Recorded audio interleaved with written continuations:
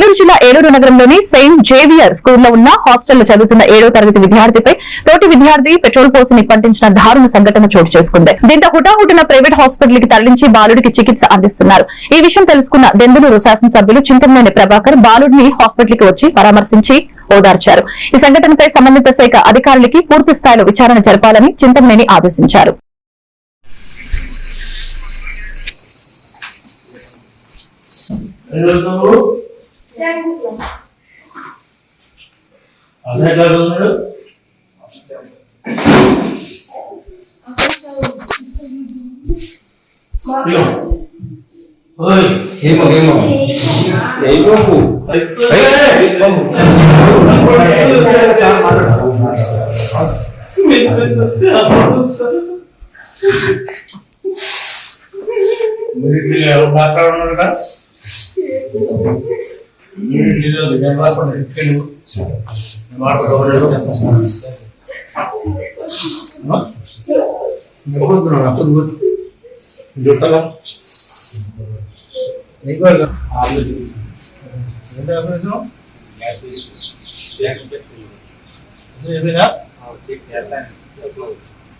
What is